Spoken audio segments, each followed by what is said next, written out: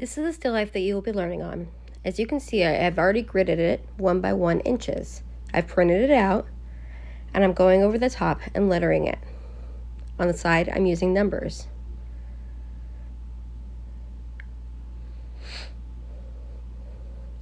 I'm centering it onto my canvas board, and then I'll use the grid that I already have. It saves me a little bit of time, and it shows me where I can put the image. So I'm looking how far from the top is an inch, how far from the side is an inch. I'm giving it 1 inch on the side and about 1 inch down from the paper.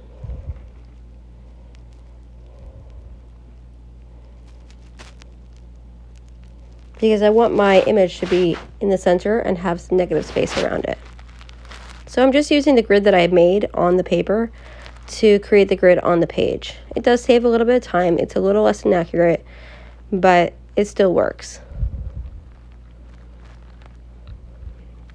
What I'm doing is I'm doing check marks on the side, and I'm using my ruler to connect them so I can get straight lines. If I have any doubts about whether a line is straight, I'll go back and I'll remeasure the 1 by 1 inch grid.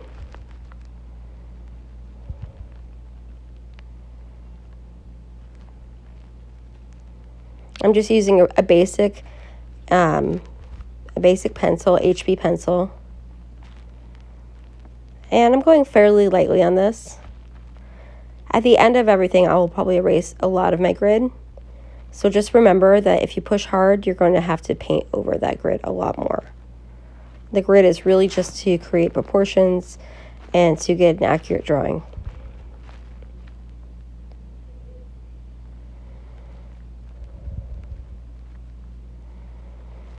This is the best way to work, I think, when you're working from a photo reference, is to use a grid if you want it to be as accurate as possible. So now I'm just going through, I'm going to check that measurement right there, check the sides, and then I can connect the lines. It's not exact, but it's pretty close. If your grid is really off, or like if it's really going in a certain direction, then you're going to need to redo it. And if you find that it's hard to erase your grid, I would re-gesso your surface and then do it again. Or use another gessoed Bristol paper or canvas board, whatever you're using for your surface.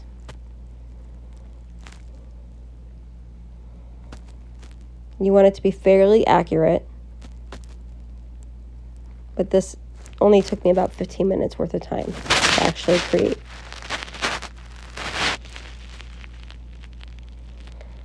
Okay, so now I have the grid and I'm lining up my image. And I'm going to have the letters above matching the same as mine. Remember, this part where the letters are is going to be black. So I'm not too worried about if I go too dark up there. And then the sides, I'm going to start, actually I'm going to revise this. I'm going to put the 1 in the second box instead. So 1, so it's 1 down, so that it matches again the image that I laid on top of the canvas. I'll just rewrite the letters just for my own knowledge. And then I can take this and I really start looking at where things are. So a lot of the background is going to be black. And I want to deal with instead of the negative space, I want to look at the positive space. So right now I'm looking at the bottom of this vase and the bottom of that vase and the relationship that they have with each other. So I'm looking at where the bottom of the vase hits the grid, whether it's in the full, it fits inside the entire square, or if it goes out of a side. That's something that you want to record on your grid. This is really where you need to be observant, because if you aren't looking, it's very easy to get lost.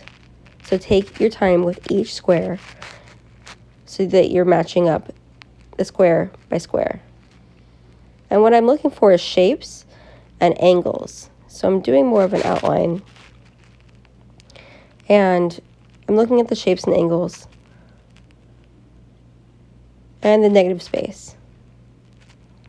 So the negative space around the objects actually tells me where the edge of that vase is. I'm also using my grid, so I know that the edge of the vase goes into one part of the grid and comes out another, and it tells me how wide it is, it tells me how tall it is. So continually check yourself. Make sure that you're looking at the grid as you work. Now when you're working on the ellipse, the ellipse is the circle inside of the vase. That's where the fruit is sitting inside of. Really pay attention to the angles of the curve that you're creating with your pencil. So measure that really well. When an ellipse is off, it really throws off the entire painting. So I'll probably go back into that one on the right side, and I'm not quite happy with it. I'm giving myself an idea of where the fruit is sitting, where the shadow is. So as I work, I'm also gridding out a little bit of the shadows. Very basic. So I'm getting the other edge of the bowl. Again, I'm looking to see where that top edge of that vase or the bowl sits and where it comes through the grid. And I'm using very scratchy lines, pretty light lines, but dark enough that you can see them on YouTube.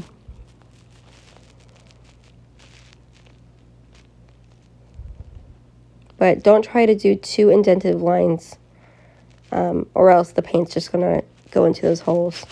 Try to draw lightly, but where you can see it. So I'm looking at where the fruit is sitting inside of that bowl. And it also gives me a little bit of that back edge. There's a very small piece of that back edge back there. And then the edge in the front. It's important to make sure that you're really recording that on your drawing. And yes, you can erase, but it's much messier to erase when you're working pencil on a gessoed paper or gessoed canvas board. So I'm going to fold my image. It just helps me put everything together so you can see it. I'm going to go to the yellow vase, and I'm looking at how tall the yellow vase is. So I see it's coming through G and H, the top of G and H, and I see a little bit of the handle coming up through the top of G, and then obviously going into F. I think that this will probably be the most difficult part, is to get the angle of the handle. So just go slow, really look at the shapes, and expect to maybe do it more than once, because it has a few angles that may be a little trickier for you to see. So we know the handle goes behind the fruit and it tucks inside of the vase. So right now I'm drawing the inside of the handle, the negative space, which that black background really helps us see the silhouette of the vase, or of the, I guess you could call it a jug or a pitcher. I would say it's a pitcher. And I'm using my ruler to do the straight edge of the pitcher, because that back line is pretty straight. When you're painting that, you can always use tape.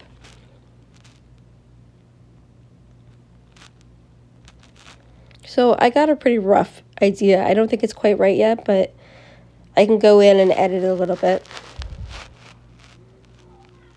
And then I'm looking at, again, the ellipse of the inside of the pitcher, which is a little bit more awkward because it is a pitcher and it has a little spout.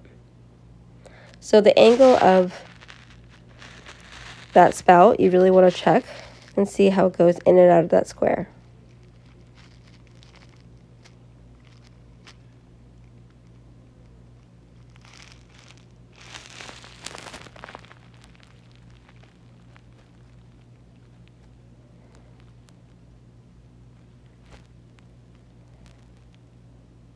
And as I work, I'm also going to map out the shadows, because this gives me a really good idea of where things actually are.